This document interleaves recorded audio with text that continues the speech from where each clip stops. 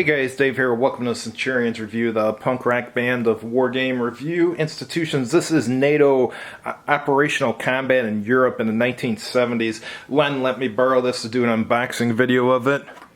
NATO is a game that demonstrates the outcome of the potential modern conflict to change the face of Europe. The units employed are on the brigade divisional level and represent the forces of the Warsaw Pact, including the USSR, Poland, Hungary, East Germany, and Czechoslovakia, and the North Atlantic Treaty Organization, which is the US, Canada, West Germany, UK, Denmark, France, Belgium, Netherlands, and Italy. The map for this is really big. Oh, I wouldn't say really big, it's pretty big.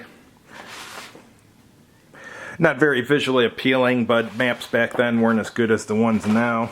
Looks like on the top it has a combat results table and then an explanation of the results. Here's a big bag of counters, standard NATO military symbols, and a dice in there too. Looks like they're all single-sided. They look alright for old counters. Here's a rule book, and before we get to that, here's the errata. Oh, for El Alamein and for NATO. Oh, okay, both games.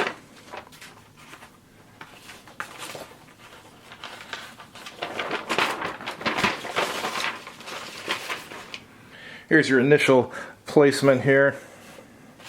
And then you got a terrain effects chart here and a turn record and reinforcement chart there.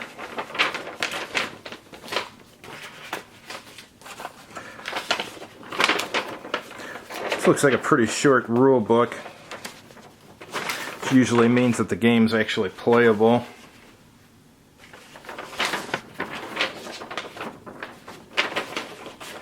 Starts with an intro, and then here it's showing the unit types, and you have an attack strength, defense strength, and movement allowance.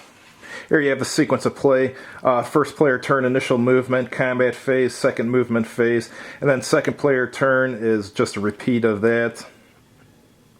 And then you have a game turn indication phase where you just mark off the turn that you just did. Here's your movement rules. Looks like there's zones of control in here, and it has a stacking section. Here, the Soviets may stack a maximum of 2 units of any type per hex, while NATO may stack only 1 division or its equivalent 3 brigades. Alright, here's your combat rules. And looks like there's supply rules in this too.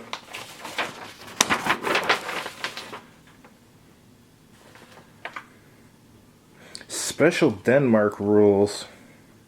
Looks like Denmark and Danish units can be retreated off the north edge of the board. Okay. And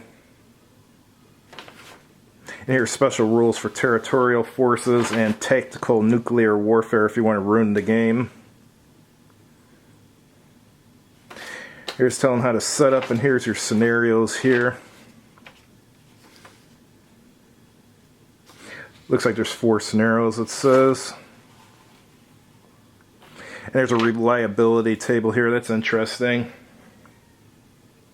And here's an unreliability outcome table. NATO neutrality table. You have Chinese intervention also, that's interesting. Yeah, this looks like it'd be pretty playable. Thanks for watching, guys. I know this is a short video, but I'm utterly exhausted. I'm on paternity leave, and until my wife gets home from work each day, I'm taking care of the baby, and it's a lot more work than I thought it was going to be. Have a good evening.